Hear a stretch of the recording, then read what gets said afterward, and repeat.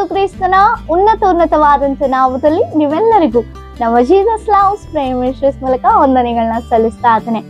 ದೇವರು ಏರ್ಪಡಿಸಿಕೊಟ್ಟಂತ ಈ ಮತ್ತೊಂದು ನೂತನ ದಿನಕ್ಕಾಗಿ ಶುಭ ಮುಂಜಾನೆಗಾಗಿ ದೇವಾದಿ ದೇವರಿಗೆ ಮಹಿಮೆಯನ್ನ ಸಲ್ಲಿಸುವವರಾಗಿದ್ದೇನೆ. ಆಮೇಲೆ ದೇವರು ಪ್ರತಿನಿತ್ಯವೂ ತನ್ನ ವಾಗ್ದಾನ ವಾಕ್ಯಗಳ ಮೂಲಕ ನಮ್ಮನ್ನು ಎಷ್ಟು ಆಶೀರ್ವಾದಕರವಾಗಿ ಬಲಪಡಿಸ್ಕೊಂಡು ಆಧರಿಸ್ಕೊಂಡು ಎಚ್ಚರಿಸ್ಕೊಂಡು ನಮ್ಮನ್ನ ಬರ್ತಾ ಇದ್ದಾರೆ. ಆಮೇಲೆ ಅದಕ್ಕಾಗಿ ದೇವಾದಿ ದೇವರಿಗೆ ಸ್ತೋತ್ರ. ನೀವೆಲ್ಲರೂ ಆತನ ವಾಗ್ದಾನ ವಾಕ್ಯಗಳ ಮೂಲಕ ಆಶೀರ್ವದಿಸಲ್ಪಡ್ತಾ ಇದ್ದೀರಿ ಎಂಬುದಾಗಿ ನಂಬಿ ನಾನು ದೇವರನ್ನ ಮಹಿಮೆ ಪಡಿಸ್ತಾ ಇದ್ದೇನೆ. ಅದಕ್ಕಾಗಿ ದೇವರಿಗೆ ಸ್ತೋತ್ರ. ಹಾಗಿದೆ ದೇವರು ಈ ದಿನ ವಿಶೇಷವಾಗಿ ಈ ಶುಭ ಮುಂಜಾನೆ ನಮಗಾಗಿ ಏರ್ಪಡಿಸಿಕೊಟ್ಟಂತ ವಾಗ್ದಾನ ವಾಕ್ಯವನ್ನ ನಾವು ಧ್ಯಾನಿಸೋಣ.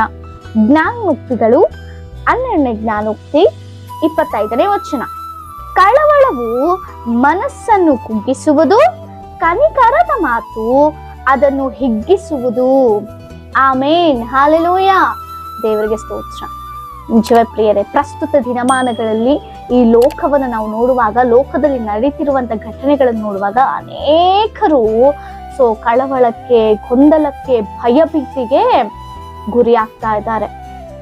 ಎಷ್ಟೋ ಜನ ಅವರ ಭವಿಷ್ಯತ್ತನ್ನ ಆಲೋಚನೆ ಮಾಡುವಾಗ, ಅವ್ರ ಸ್ಥಿತಿಗತಿಗಳನ್ನ ಆಲೋಚಿಸುವಾಗ ಅನೇಕರು ಗಲಿಬಿಲಿ, ಗೊಂದಲ, ಏನ್ ಮಾಡ್ಬೇಕು, ಹೇಗ್ ಮಾಡ್ಬೇಕು, ಹೇಗೆ ಈ ಒಂದು ಆತಂಕಗಳಿಂದಲೋ, ಈ ಒಂದು ಹೋರಾಟಗಳಿಂದಲೋ, ಈ ಸಮಸ್ಯೆಗಳಿಂದಲೋ, ಪರಿಸ್ಥಿತಿಗಳಿಂದ ಹೊರ ಬರ್ಬೇಕು ಅನ್ನುವಂಥದ್ದನ್ನ ತೋಚದೆ ಅನೇಕರು ಭಯ ಭೀತಿಗೆ, ಅನೇಕರು ಹೇಳೋದಾದ್ರೆ ಪ್ರಾಣವನ್ನು ಬಿಟ್ಟಿರುವಂತವ್ರು ಎಷ್ಟೋ ಜನರಿದ್ದಾರೆ. ಆದರೆ ನಿಮಗೊಂದು ಧೈರ್ಯದ ಮಾತು ಏನು ಗೊತ್ತಾ? ಯಾರೆಲ್ಲ ಕ್ರಿಸ್ತನನ್ನ ಅಂಗೀಕರಿಸಿ ಕ್ರಿಸ್ತನ ಮಕ್ಕಳಾಗಿ ಜೀವಿಸುವವರಾಗಿದ್ದೇವೋ ಅವರೆಲ್ಲರಿಗೂ ಒಂದು ಧೈರ್ಯ ದೇವರು ಅನುಗ್ರಹಿಸುವ ಆತನಾಗಿದೆ. ತನ್ನ ಮಾತುಗಳ ಮೂಲಕವಾಗಿ ನಾವು ಕಳವಳಕ್ಕೆ ಒಳಗಾಗುವಂಥದ್ದು ಬೇಡ, ದಿಗ್ಭ್ರಮೆಗೆ ಒಳಗಾಗುವಂಥದ್ದು ಬೇಡ, ನಾವು ಅಂಚುವಂಥದ್ದು ಬೇಡ, ನಾವು ಗಲಿಬಿಲಿಗೆ ಒಳಗಾಗುವಂಥದ್ದು ಬೇಡ. ಯಾವಾಗ ದೇವರ ಒಂದು ಸ್ವರವನ್ನು ಕೇಳಿಸಿಕೊಳ್ತೇವೋ ಆ ಸ್ವರದಲ್ಲಿ ಒಂದು ಧೈರ್ಯ ಇದೆ, ಆ ಸ್ವರದ ಒಂದು ಕನಿಕರ ಇದೆ, ಆ ಸ್ವರದಲ್ಲಿ ಒಂದು ಧೈರ್ಯ, ಒಂದು ದಯೆಯನ್ನ ನಾವು ನೋಡ್ಬೋದು. ಯಾವಾಗ ಕನಿಕರ ಮಾತನ್ನ ನಾವು ಕೇಳಿಸಿಕೊಳ್ತೇವೋ ಆಗ ನಾವು ಆ ಒಂದು ಪರಿಸ್ಥಿತಿಗಳಿಂದ ಧೈರ್ಯವನ್ನು ಹೊಂದಿಕೊಳ್ತೇವೆ. ಆಮೇಲೆ ಸಮಾಧಾನವನ್ನು ಹೊಂದಿಕೊಳ್ತೇವೆ, ಒಂದು ನೆಮ್ಮದಿ ನಮಗೆ ಸಿಗುತ್ತೆ. ಪ್ರಿಯರೇ, ಲೋಕದ ಮನುಷ್ಯರ ಮಾತಾಗಿರ್ಬೋದು, ಲೋಕದಲ್ಲಿರುವಂತ ತಂದೆ ತಾಯಿಗಳಾಗಿರ್ಬೋದು, ಅಣ್ಣ ತಮ್ಮಂದರಾಗಿರ್ಬೋದು, ಸಂಬಂಧಿಕರು, ಸ್ನೇಹಿತರು, ನಮ್ಮ ಉದ್ಯೋಗದಲ್ಲಿರುವಂತ ಸಹೋದ್ಯೋಗಿಗಳು ಹೇಳುವಂತ ಮಾತುಗಳಾಗಿರ್ಬೋದು, ಪರಿಚಯರು, ಅಪರಿಚಿತರು ಯಾರೇ ಮಾತನಾಡಿದರೂ ನಮಗೆ ಒಂದು ನೆಮ್ಮದಿ ಸಿಗದಂತ ಸ್ಥಿತಿಯಲ್ಲಿ ನಾವಿರ್ತೇವೆ. ಒಂದು ಭಯದಲ್ಲಿ ನಾವಿರ್ತೇವೆ. ಆದರೆ ನಿಮಗೊಂದು ಧೈರ್ಯದ ಮಾತು, ನಿಮಗೊಂದು ಸಂತೋಷದ ಮಾತು, ನಿಮಗೆ ಇರುವಂತ ಕಳವಳ, ನಿಮಗಿರುವಂತ ಗಲಿಬಿಲಿ, ನಿಮಗಿರುವಂತ ಗೊಂದಲ, ಆ ಭಯ ನಿಮ್ಮಿಂದ ಹೋಗ್ಬೇಕಂದ್ರೆ ದೇವರ ಸ್ವರ, ದೇವರ ಜೀವವುಳ್ಳ ಮಾತನ್ನ ಕೇಳಿಸಿಕೊಳ್ಬೇಕಾಗಿದೆ. ಆಮೇಲೆ ಕೇಳಿಸಿಕೊಳ್ಳುವುದರ ಮೂಲಕವಾಗಿ ಏನ್ ಬರುತ್ತೆ? ನಂಬಿಕೆ ಬರುತ್ತೆ. ಆ ನಂಬಿಕೆಯಿಂದ ಧೈರ್ಯವಾಗಿರ್ಲಿಕ್ಕೆ ಸಾಧ್ಯ ಆಗುತ್ತೆ, ನಿರೀಕ್ಷಣೆಯಿಂದ ಇರ್ಲಿಕ್ಕೆ ಸಾಧ್ಯ ಆಗುತ್ತೆ. ನಿಮ್ಮ ಪರಿಸ್ಥಿತಿಗಳು ಯಾವ ರೀತಿ ಇದೆಯೋ ಗೊತ್ತಿಲ್ಲ, ನಿಮ್ಮ ಹೋರಾಟಗಳು ಎಂಥದ್ದಾಗಿದೆಯೋ ಗೊತ್ತಿಲ್ಲ.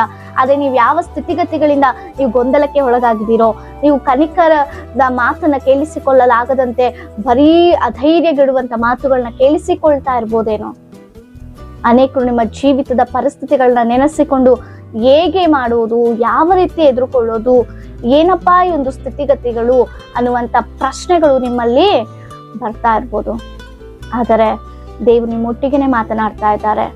ಕಳವಳಗೊಳ್ಳುವಂಥದ್ದು ಬೇಡ, ಗಲಿಬಿಲಿಗೊಳ್ಳುವಂಥದ್ದು ಬೇಡ. ನನ್ನ ಕ್ರಿಸ್ತನು ಗಲಿಬಿಲಿಗೆ ಕಾರಣನಲ್ಲ, ಸಮಾಧಾನ ಕರ್ತನು ನನ್ನ ದೇವರು.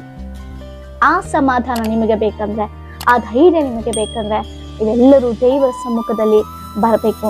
ದೇವರನ್ನ ನಿರೀಕ್ಷಿಸುವಂತವ್ರಾಗಬೇಕು, ದೇವರ ಜೀವವುಳ್ಳ ಮಾತನ್ನ ನಂಬಬೇಕು, ಅದನ್ನ ಅನುಸರಿಸುವಂತವ್ರಾಗಿರ್ಬೇಕು. ನಾವೆಲ್ಲರೂ ಯಾವಾಗ ಕ್ರಿಸ್ತನ ಮಾತನ್ನ ನಂಬುತ್ತೇವೋ, ಕ್ರಿಸ್ತನ ಮಾತಿನ ಪ್ರಕಾರ ನಾವು ಜೀವಿಸ್ತೇವೋ ನಮಗೆಲ್ಲದ ಧೈರ್ಯ ಬರುತ್ತೆ. ಪ್ರಿಯ ಹಲ್ಲೆಲೂಯಾ, ದೇವರಿಗೆ ಸ್ತೋತ್ರ. ಯಾಕೋಬನನ್ನ ನಾವು ನೋಡ್ತಾ ಇದ್ದೇವೆ. ಆತನ ಭಯಂಕರವಾದಂಥ ಜೀವಿತ, ತನ್ನ ದೇಶವನ್ನ ಬಿಟ್ಟು ಮತ್ತೊಂದು ದೇಶಕ್ಕೆ ಓಡಿ ಹೋಗುವಂತ ಪರಿಸ್ಥಿತಿ, ಅನ್ಯಾಯವಾಗಿ ಮೋಸದ ಒಂದು ಆಲೋಚನೆಯಿಂದ ಮೋಸ ಮಾಡಿ ತನ್ನ ಸ್ವಂತ ಅಣ್ಣನಿಗೆ ಏನ್ ಮಾಡ್ಬೇಕು, ಹೇಗ್ ಮಾಡ್ಬೇಕು, ಎಲ್ಲಿಗೆ ಹೋಗ್ಬೇಕು ಅನ್ನುವಂತ ಆಲೋಚನೆಯಿಂದ ಆತನು ತನ್ನ ಊರನ್ನ ಬಿಟ್ಟು ಬಂದ್ಬಿಡ್ತಾನೆ. ಪ್ರಿಯರೇ, ಏನ್ ಮಾಡ್ಬೇಕಂತ ತೋಚ್ತಾ ಇಲ್ಲ ಆತನ ಜೀವಿತದಲ್ಲಿ, ಏನೂ ಇಲ್ಲ ಆತನಿಗೆ. ಬರಿಗೈಯಲ್ಲಿ ಆತನು ಬಂದಂತ ಸ್ಥಿತಿ. ಆದರೆ ದೇವರ ಸ್ವರ ಆತನಿಗೆ ಕೇಳಿಸ್ತು. ಆ ಸ್ವರಕ್ಕೆ ಆತನು ಕಿವಿಗೊಟ್ಟ, ಆ ಸ್ವರಕ್ಕೆ ಆತನು ತಲೆ ಭಾಗ್ದ. ಸೊ ತಗ್ಗಿಸಿಕೊಂಡ, ಅದನ್ನ ನಂಬ್ದ, ಅದರಲ್ಲಿ ಜೀವಿಸ್ತಾ.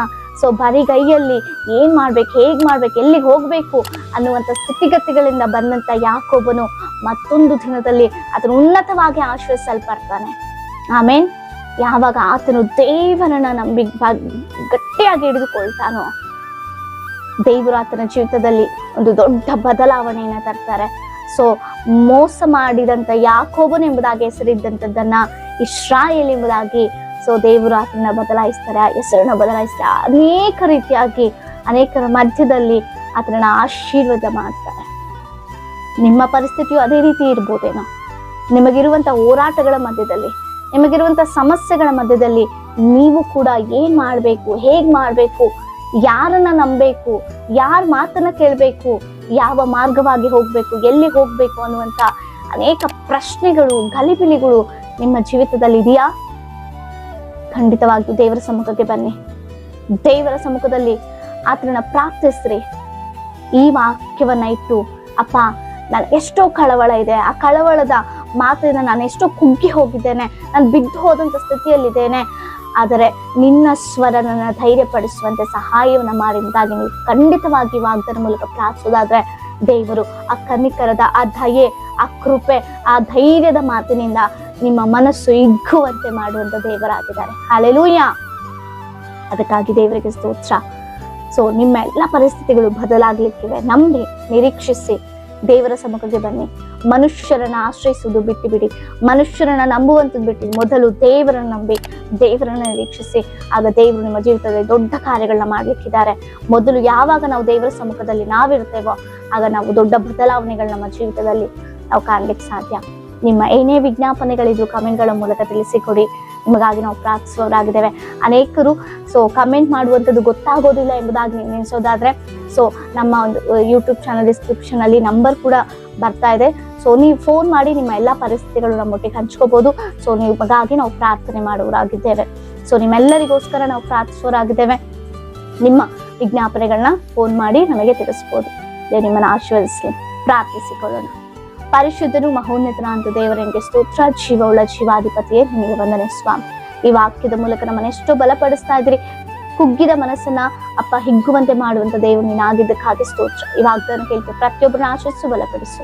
ಯೇಸುವಿನ ನಾಮದಲ್ಲಿ ತಂದೆಗೆ ಆಮೇನ್. Praise the lord.